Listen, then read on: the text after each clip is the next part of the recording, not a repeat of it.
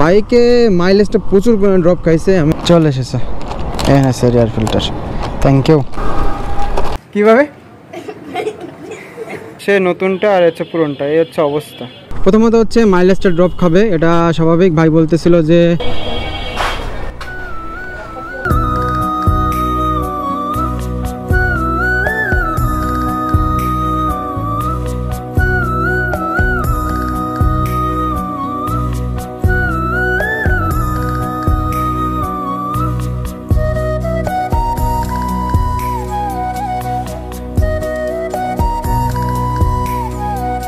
So guys, অনেক দিন পর ব্লগ করতে বের হলাম। আজকে যে ভিডিওটা সেটা হচ্ছে এয়ার ফিল্টার নিয়ে। ওই এয়ার ফিল্টার চেঞ্জ না করলে কি প্রবলেম হতে পারে আমি ছোট্ট একটা ধারণা দিব।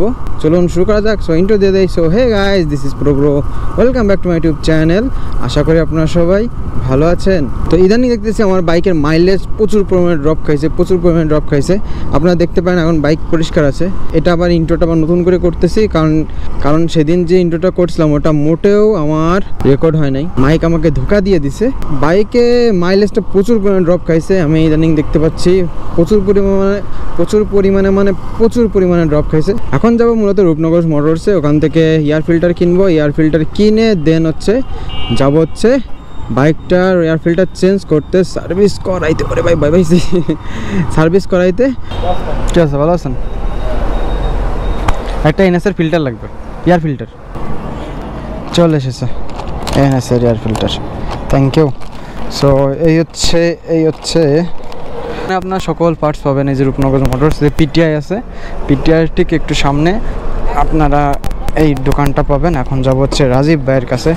বাইকটা নিয়ে একটু সার্ভিস করাইতে হবে, বাইকটাকে সার্ভিসও করাইতে হবে। আর অবশ্যই এটা একটা পলি নিয়ে আসলে ভালো হতো। প্যারা নাই, থাক, পলি টলি আবার আনবে কে? হ্যাঁ, একটা এয়ার ফিল্টারই তো জাস্ট। পড়িস না। জানি না কেমন ভিড় আছে, কারণ এখানে তো অল টাইম প্রচুর পরিমাণে ভিড় থাকে।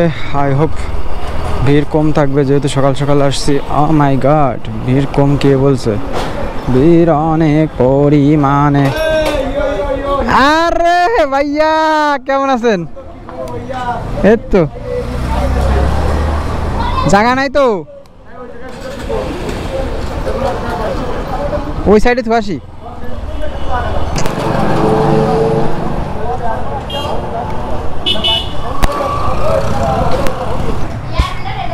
কেমন আছেন ভাই? না, ওটা লাগবে। ভালো আছেন? আছি ভাই, বসেন। কি হয়েছিল? চোখে মুখে উঠছিল, সেরে গেছে?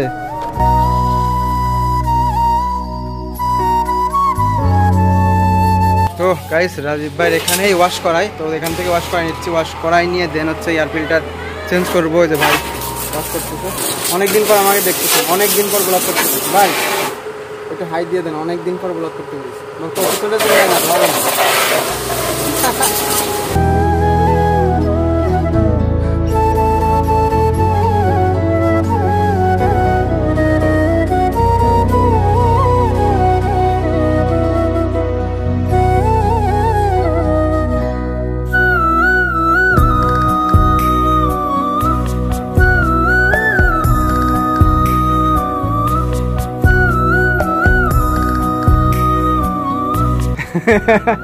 সো গাইস, আমাদের যে ছোট ভাই দেখাবে যে কিভাবে গাড়ির এয়ার ফিল্টার চেঞ্জ না করলে কিভাবে গাড়ির কি হয়, কিভাবে গাড়ির কি সমস্যা হয়, কিভাবে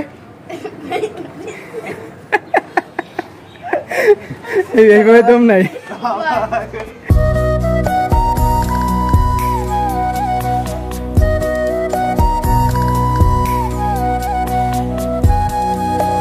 তো গাইস, এখানে এয়ার ফিল্টার। এর আগে যারা ভিডিও দেখছেন তারা তো জানেন, বাট যারা জানেন না তাদের বলে রাখি, ট্যাঙ্কি খুলতে হবে, তারপরে এয়ার ফিল্টার বের হবে। এত টাইট হয়ে গেছে যে অনেকদিন খোলা হয় না, এত টাইট হয়ে গেছে। এবার গাইস মনে রাখতে হবে যে কত কিলোমিটার পর চেঞ্জ করলাম আর কত কিলোমিটারে চেঞ্জ করতে হবে। অ্যাকচুয়ালি এটা 5000 কিলোমিটার চেঞ্জ করতে হয়, কিন্তু আমি অনেক চালাই ফেলছি। দেখি ভাই, আরএস এরটাও লাগে। এইটা তো আরএস এরটা মনে হচ্ছে। আরএস এর একই আরএস এনএস আরএস। দেখি পুরনটা দেখি, পুরনটা কই? এই যে নতুনটা আর পুরনটা, এই অবস্থা। আর এই পাশে দেখি, এই পাশে তো সবুজই আছে, একটু গাঢ় এটা বেশি বাট এটা এই অবস্থা। দেখেন বড় বড় কাঁঠাল, ওই যে বড় বড় কাঁঠাল এই বড় বড় কাঁঠাল।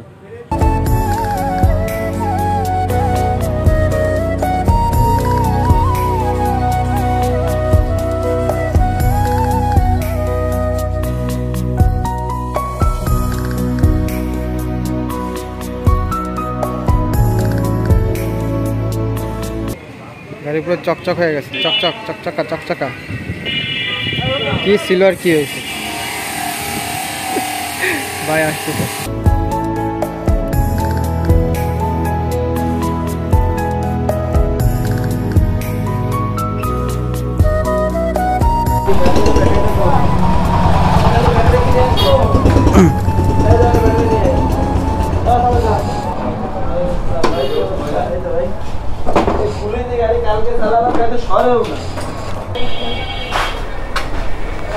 তো গাড়ি কমপ্লিট।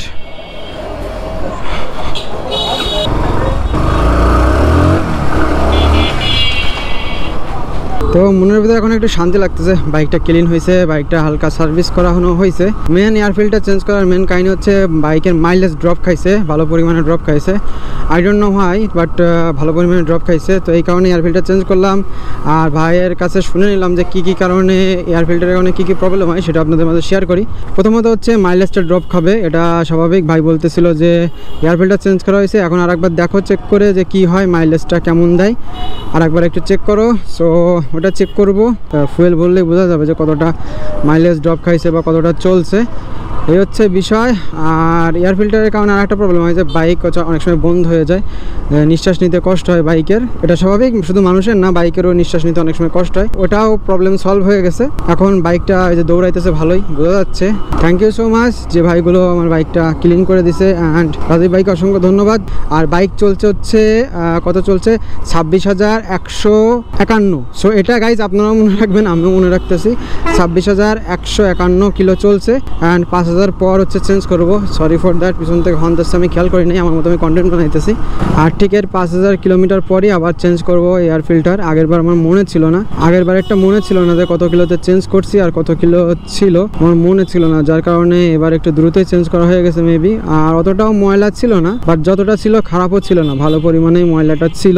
তো এখন দেখা যাক, ভাই বললো যে যেহেতু এয়ার ফিল্টার চেঞ্জ হয়ে গেছে, আই থিঙ্ক এখন মাইলেজটা ঠিক হয়ে যাবে। তো এই হচ্ছে এয়ার ফিল্টারের মেন কাহিনী। অবশ্যই আপনাদের যাদের এয়ার ফিল্টার আছে তারা অবশ্যই বাইকের এয়ার ফিল্টার পরিবর্তন করবেন।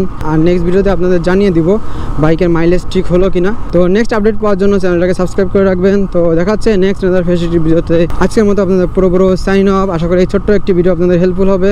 ভালো লাগলে একটা লাইক, কমেন্ট, শেয়ার আর হিট দ্য সাবস্ক্রাইব বাটন। আর অলরেডি সাবস্ক্রাইব করে থাকলে থ্যাংক ইউ সো মাচ। দেখা হচ্ছে নেক্সট আদার ফ্রেশ একটি ভিডিওতে। আজকের মতো আপনাদের পুরো sign off. Bye bye, tata, ভালো থাকবেন সবাই।